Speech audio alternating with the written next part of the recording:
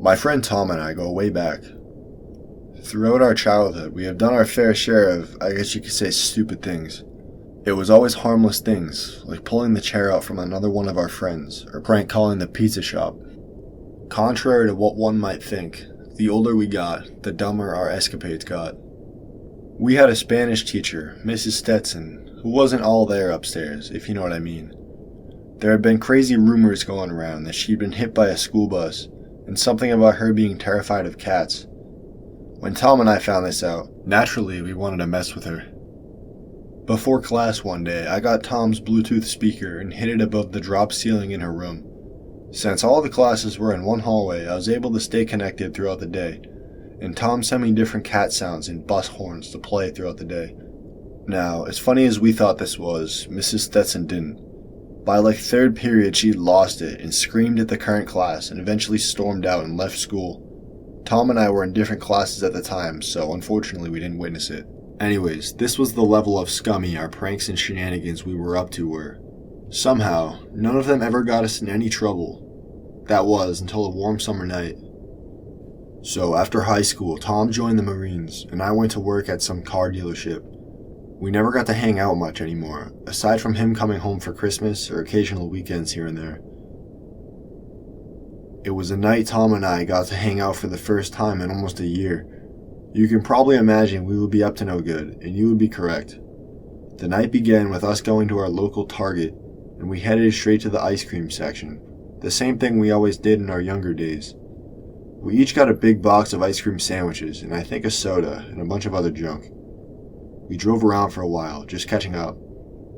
We ended up at our old high school, and by now we were full from the ice cream sandwiches with maybe like 15 of them left over. We tossed the football around, and Tom pointed out the amount of cars in the parking lot, probably from a summer sport going on. We each gave each other devilish smirks because we both had the same idea to mess with someone's car. As we went around flipping up people's windshield wipers and folding in mirrors, Tom just blurted out, "Let's get the ice cream sandwiches." I was weary of this idea at first because it seemed a little effed up, and Tom convinced me it'd be hilarious. He took a now melted sandwich and smeared a phallic shape onto someone's windshield. Looking back, I do feel really bad, but in the moment it was such a rush. We drove around the parking lot, nailing people's windows and just wreaking havoc. Eventually we got down to the last sandwich, and I told him to save it, that we were going to hit a moving car with it. He agreed, and we fled the current scene and were now on the prowl. By now it was around midnight, and we pulled up to a red light. It was a weird intersection. There were two lanes. The left lane bared to the left, and the right lane went right and up this hill. There was this old silver Chevy Trailblazer in the left lane, and we were in the right. I looked at Tom and laid out the game plan as quickly as possible. Since we were going separate directions, I told him that once the light turned green and we were turning away from each other, to throw the sandwich. That way we'd already be going separate directions and be able to make a quick escape. But if this all went to plan, I likely wouldn't be writing this. The second the light turned green, before me or the other car even had a chance to take our foot off the brake, Tom leans out the sunroof and absolutely nails this dude's window, and ice cream splattered all over the side of the door. I put my foot to the floor and I took off, but since we hadn't even moved yet, the car just switched lanes and followed us. We both immediately had that "oh crap" moment, and all of a sudden it wasn't so funny anymore. The car got right on my bumper, and it was clear they were furious, rightfully so. The area we were in was mostly just straight road, so the probability of losing them was unlikely. In this moment, we were truly scared for our lives. Out on the road, you can find any type of person, and it was clear we had messed with someone that we shouldn't have. I kid you not, we drove around for 2 hours straight. I'd imagine most people would eventually have given up or something, but not this person. They stayed right on my bumper for 2 straight hours, flashing their high beams and honking the horn the entire time. We considered calling the police, but since we had just committed a potential felony, as well as vandalizing several other cars earlier, we didn't want to risk getting in trouble. We also didn't have the best track record with the cops in our area, so we didn't see things ending well.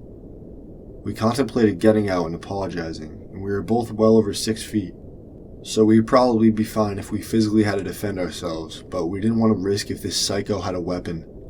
I mean, they had been tailing us for over 2 hours over an ice cream sandwich. It wasn't out of the question.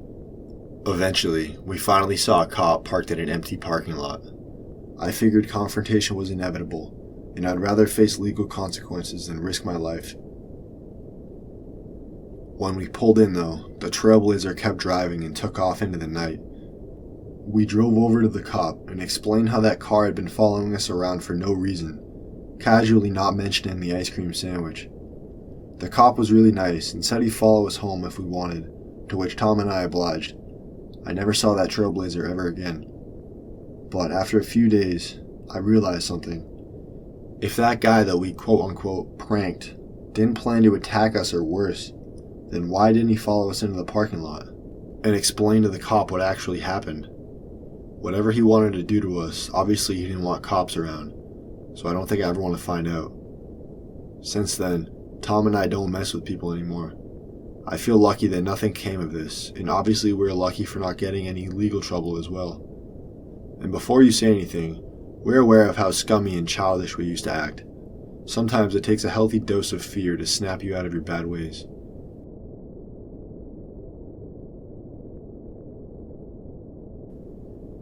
When I was young, I worked as a bartender at a nightclub in my city. It wasn't a bad gig. I typically made well over minimum wage after I took home my tips. It was a rewarding job, but boy did you have to work hard for the money. Most nights I wouldn't get out until well after 3 a.m., so on my ride home the roads were always completely empty. It was a good way for me to unwind from the night as well. I struggle with severe anxiety, still do, so driving with nobody else on the road made for a nice soothing trip home. Back then gas prices weren't what they are now, so I would take all back roads, which was a bit longer, but I enjoyed it more than highway driving.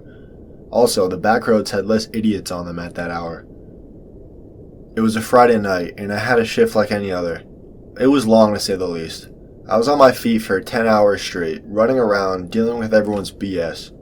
So by the end of the night, I was for sure ready to go home. I was livid from this argument I had with one of my coworkers right as my shift ended, and on top of that, my tips were horrendous. Overall, it was just a terrible night. Instead of continuing arguing and just making things worse, I got in my car and left, and I began my usual drive home. As I pulled onto the main back road, the heavens opened up and it began downpouring. This unfortunately only made my mood worse. I kept my speed down as I navigated the dark, windy roads. Even on a night where it wasn't raining, going the speed limit could even be a little dangerous if you didn't know the road too well. There were quick, several unexpected turns that would send you into an abyss of trees if you weren't paying attention. This road was well known for causing a good amount of accidents. I was zoned out, looking forward to jumping into bed and putting the night behind me as I rounded one of the dangerous corners. I then noticed a pair of red lights in the woods ahead of me. My heart jumped into my throat and I pulled over. It was the middle of the night like I said before, so there were usually only a couple cars an hour that went down the road after midnight. There was no way to know how long it had been since it had crashed. I quickly pulled over and I got out and walked over to see if they needed help. But as I got closer, I saw it was much more serious than I initially thought. The car had rolled onto its roof and it was slammed into a tree. Aside from the rain, it was eerily quiet. When you think about car accidents, you usually picture complete chaos, people screaming and whatnot. But no. In front of me was a completely destroyed car with no other sounds except rain hitting the ground. My anxiety was through the roof, and I pulled out my phone and called for 911. The operator told me to go see if there was anybody seriously injured, and if there was, not to touch them. I did not want to go any closer to that car, but I felt that lives could potentially be at risk if I didn't. As I came to the driver's door, it didn't feel real. I couldn't fathom how a 3,000-pound block of metal was capable of flipping over the way this car was, smashed into a tree like it was made out of tinfoil. As I bent down to knock on the window to see if anyone was inside that needed help, I saw something that has forever been burned into my memory. Slumped upside down was a young girl, lying motionless. Her eyes were wide open, and a small amount of blood seeped from her mouth. The airbags were covered in blood, from wounds which I could not see, but the way her body was positioned, the way she was contorted, it almost looked alien.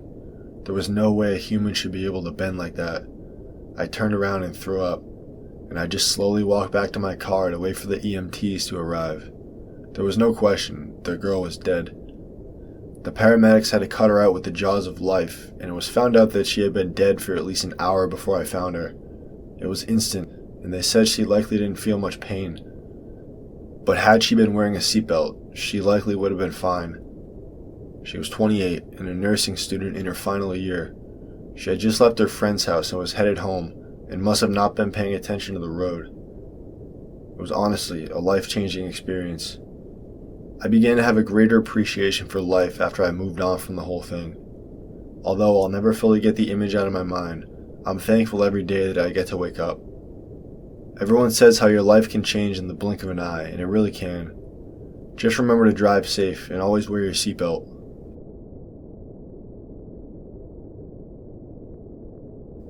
My wife and I own a small cabin up in Maine.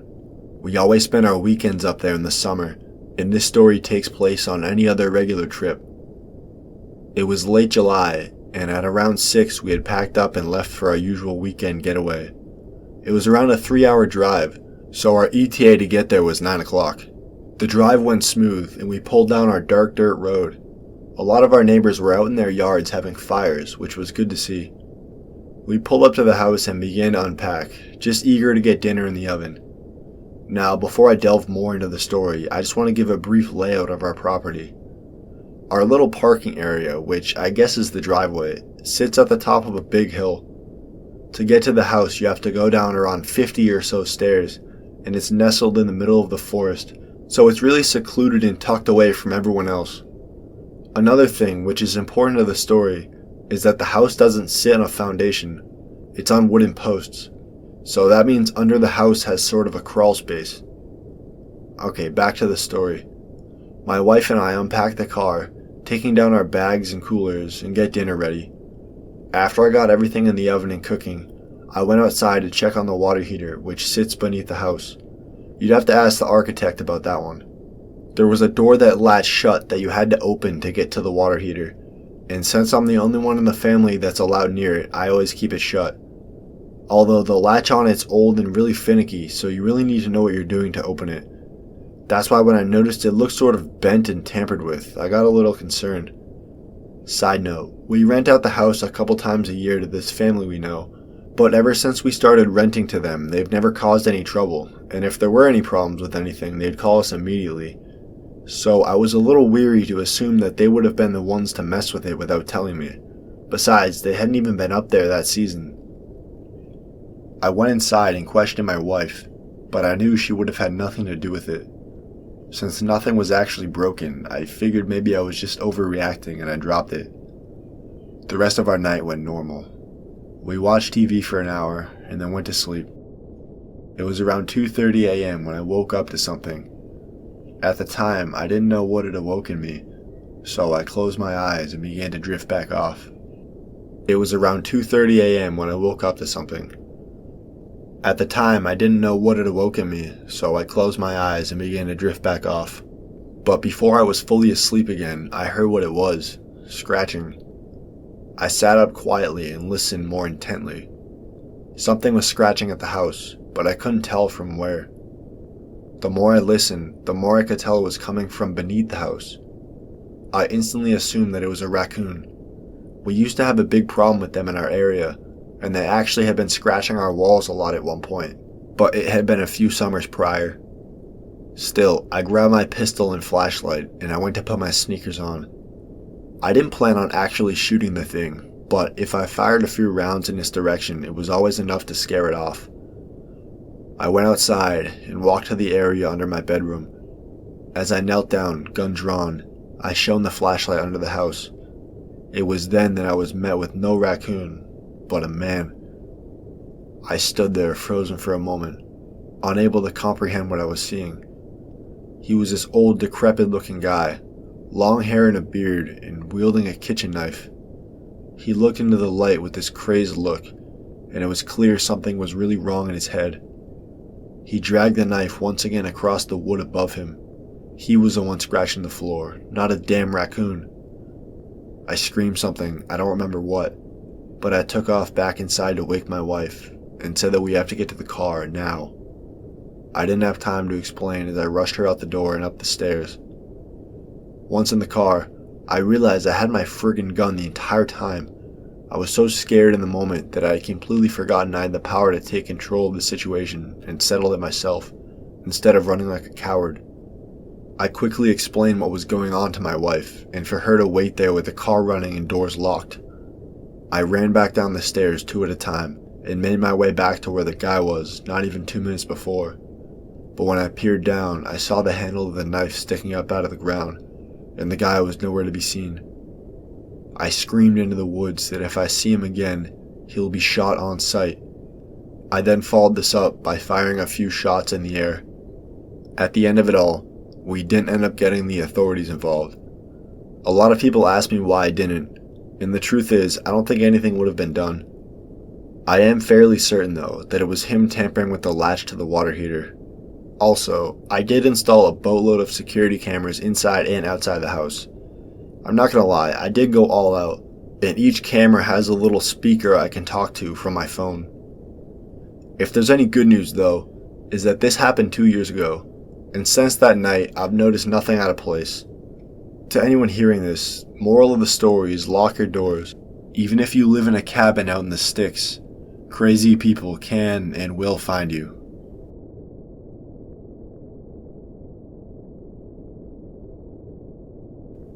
I had a near-death encounter last winter that would cause me to rethink my entire existence. And for this story I'm about to tell you, I'm extremely grateful to have experienced this because it caused me to make some major life changes that have led to me being significantly happier. So the story begins in our hotel out in Colorado. I was out there on a ski trip with my girlfriend. We had just gotten to our room after a long flight and bus ride coming from Florida, and we had been in a huge argument about our financial situation. To sum it up, she wasn't happy with the kind of money I was making, because she knew I could make a lot more for the job I was doing. But to tell you the truth, I had a hard time staying in a company for a long period of time. Therefore, I wouldn't expect my current employer to give me a hefty raise this early in my employment with them, given my track record. I won't bore you with all the nitty-gritty stuff, but I guess you could say that our argument was a good representation of my life as a whole. I was unfulfilled and I wanted more, which was a big reason for going on that trip in the first place. So the next day we wake up early and grab our ski bags and head out as quick as we can. My girlfriend and I had still been on bad terms, so we didn't say much to each other. The process of getting to the mountain and onto the chairlift went about as you'd expect. Now, I'm a pretty advanced skier, unlike my girlfriend. The day started off with me going with her down some of the easier trails, which wasn't the worst thing. Most of these had side trails that darted between trees and made for some really nice tree skiing. While she'd take her time on the normal trail, I'd be going down alongside her as well, but through the forest, and at the end it would dump back onto the regular trail and we meet back up. These tree skiing trails didn't seem to have gotten a lot of traffic, since they were just these big swells of snow that were untouched. It felt so good ripping through completely untouched snow. I was carving my way through a couple of trees when all of a sudden I slipped and sunk into the snow, falling face first. One of my skis popped off as I landed with my legs above me, and I was stuck deep in what is called a tree well. I'll explain the best I can. A tree well is the space around a tree under its branches that doesn't get the same amount of snow as the surrounding open space. This creates a void or area of loose snow below the branches and around the tree trunk. Where I'd fallen must not have been completely packed with snow because thankfully there was a small pocket of air I was able to breathe, but there was no way I was getting out on my own. I immediately regretted being so careless about going through such an untouched area, but by then it was too late. I'm aware that struggling to escape would only cause more snow to cave in on me, which could easily result in suffocation. My girlfriend knew where I'd been skiing. The question running through my mind in that moment was, would she call for help in time? I wrapped my arm around one of the branches to hold myself from falling further. I had begun to get lightheaded from being upside down. I felt completely and utterly helpless, and I started thinking about how my girlfriend and I hadn't even made up yet from our previous argument.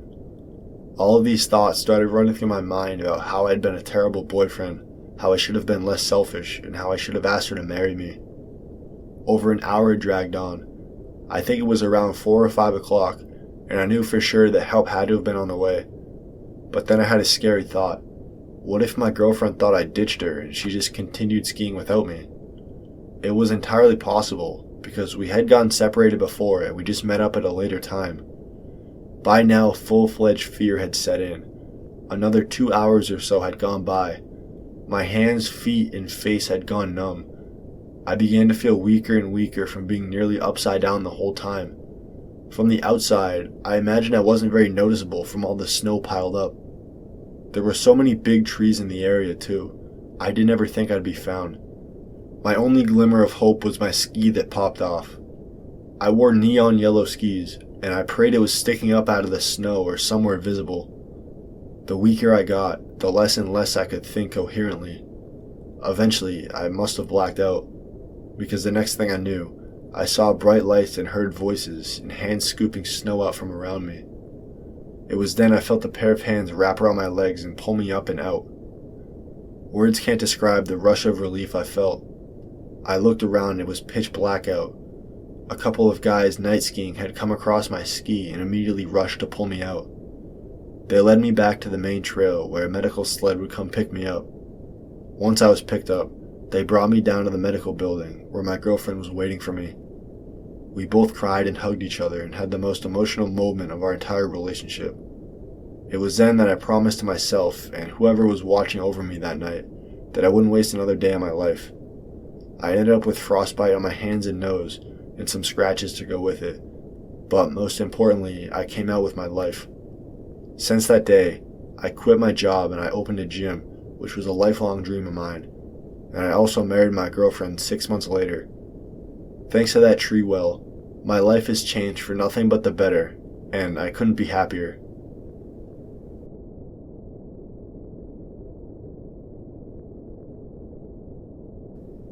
My dog Brandy loves going for walks regularly. It works out for me because I enjoy walking a lot and I don't like to go alone. I'm a smallish female, and Brandy is a big German Shepherd. Prior to this story, I had no real reason to be afraid to walk alone, as I live in a relatively safe area.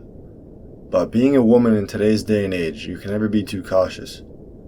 The road I live on is pretty narrow, and cars usually whip around the corners, and it's overall just a crappy place to walk, especially with a dog. So I'll take Brandy to this nature preserve a few miles down the road. It's this 2-mile trail that loops around the parking lot, and every quarter mile or so there's an exit trail if you don't want to hike the whole thing. Not to brag, but I always do 2 laps. Whenever I go, it's almost always completely devoid of people, and it's nice because I get a lot of alone time. Side note, I work in customer service, so dealing with whiny people all day will really make you value the times you aren't working.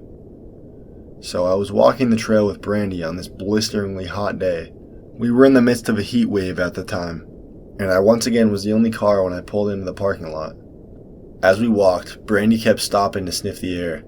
This was unusual for her, as she would almost always drag me along the whole walk, stopping to pee every once in a while. I kept tugging at her collar, but she wouldn't quit it. Eventually I just gave up and let her lead the way. She pulled me off the trail and into this thick brush area, and I saw that there was some enormous barrel-looking thing that must have been there for decades. It was fully rotted out, and it looked like I could kick a hole straight through it if I wanted.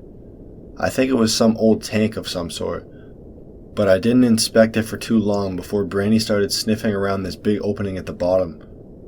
I didn't like being near this thing, and as I was starting to get creeped out, once again I tugged on her leash to keep on our walk, but she dug her heels in and let out this low growl that I've never heard her do before. Naturally, I got scared that some animal or something was living inside, and I really did not want to come face to face with it. I heard rustling from inside the barrel and I jumped, and yanked on her leash even harder this time, forcing her away from the thing. I ran her back to the main trail, and I looked back at the barrel and saw a figure crawling out from underneath it. Brandy viciously barked at it as I screamed. In that moment, my brain was telling me if I didn't get the hell out of there in that instant, I wouldn't ever go home. I turned and yanked the leash as hard as I could, and Brandy gave sort of a yelp, but she kept up with me. Thankfully, one of the trail exits was right there, and within a minute my car was in sight. I just jumped in and sped off all in one motion. Now, before I get attacked for yanking Brandy as hard as I did, I want it to be known that I keep her on a harness, not a collar, so I wasn't yanking her by the neck. Later that night, I called one of my friends and explained the entire situation to her. At this point, I calmed down, and I could kind of laugh about it. But then she said, "Wait, you didn't know? Yesterday it was on the news that a wanted serial rapist was spotted in our area, and to avoid hiking trails or secluded areas." Truth be told, I don't watch the news, but hearing this made me want to throw up my lunch. That would probably explain why I didn't see anyone on the trail that day. I'm so glad I got out when I did. I notified the police, but I never heard anything back.